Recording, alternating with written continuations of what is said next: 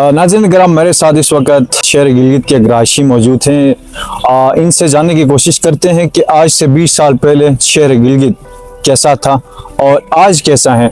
Climate change की वजह से शहर गिलगित में क्या इम्पैक्ट्स आए हैं, किस तरह ये क्लाइमेट चेंज की लपेट में है। तो मेरे साथ शहर गिलगित के एक शहरी और साथ साथ ये एक सोशल एक्टिविस्ट भी हैं, एक पॉलिटिकल पार्टी के साथ इनका ताल्लुक़ है। सर अस्सलाम वालेकुम, आप कैसे हैं सर? अस्सलाम। सर ये बता दीजिए कि आज से 20 साल पहले गिलगित बल्तिस्तान का दारुल हुकूमत शहर गिलगित कैसा था। अब देखा जाए तो क्लाइमेट चेंज ने पूरी दुनिया में एक बहुत बड़ी इसकी लहर दौड़ रही है और ये लहर गिलगित बल्तिस्तान के शहर गिलगित को अपनी लपेट में ले लिया है और काफ़ी सालों से गिलगित की शहर में भी क्लाइमेट चेंज के इम्पैक्ट आए हुए हैं। तो आप क्या समझते हैं कि आज से 20 साल पहले शहर गिलगित किस तरह की थी और आज क्या है, क्लाइमेट की यहाँ पे क्या चेंजिंग आपको नज़र आ रहे हैं? बिस्मिल्लाहिर्रहमानिर्रहीम। सबसे पहले तो मैं आप लोगों का शुक्रिया अदा करता हूँ कि आप लोगों ने एक ऐसे अहम मौजू पे मुझे बोलने का मौका दिया। क्लाइमेट चेंज के हवाले से मैं इतना कहूँगा कि आज से 20 साल पहले यहाँ गिलगित शहर के अंदर इतनी आबादी भी नहीं थी, तो लोग जो है मतलब उस हिसाब से मतलब ज़िंदगी बसर कर रहे थे। आजकल शहर के अंदर आप देखें वर्कशॉपों की तादाद और साथ साथ मतलब ये जो रोड पे चलने वाली गाड़ियों की तादाद अच्छी खासी है। उस वक्त तो हमारे पहाड़ों पे बर्फ़ पड़ता था, बल्कि कभी कभी तो ज़मीन पे भी बर्फ़ पड़ता था। हम खुद चलते थे बर्फ़ के साथ।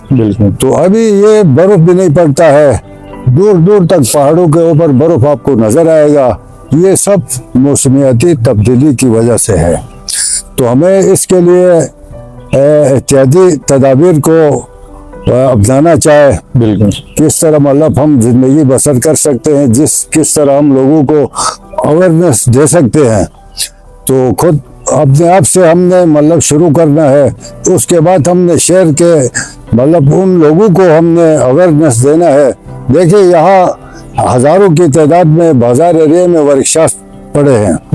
तो वहाँ जो वर्कशॉप पे काम करने वाले जब शाम को अपने डेरे में जाते हैं या वर्कशॉप में बैठते हैं, तो वो टायर और इस किस्म के गंदी चीज़ें मतलब वो जलाते हैं। बिल्कुल, जिसकी वजह से शहर के अंदर एक अजीब सा मतलब वो धुआं, जिसकी वजह से हमारे जो बुजुर्ग जो शहरी है और उनको भी खासी मतलब वो तकलीफ होती है, फेफड़ों की बीमारियां उससे मतलब आम हो सकती है।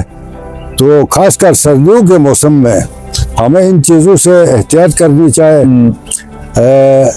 साथ साथ फिर मतलब वो अपने घर में भी बिल्कुल ऐसे चीज़ मतलब प्योर लकड़ी हम जलाएं तो उससे तो कोई नुकसान नहीं है। अलबत्ता कोई रबर प्लास्टिक वगैरह इस किस्म की चीज़ें हम जलाते हैं तो उससे मेरा घर या मेरी फैमिली मुतासिर नहीं, बल्कि मेरा पूरा मोहल्ला उसके लपेट में आता है। बिल्कुल, तो इसके लिए हमें सोचना चाहिए। Thank you sir.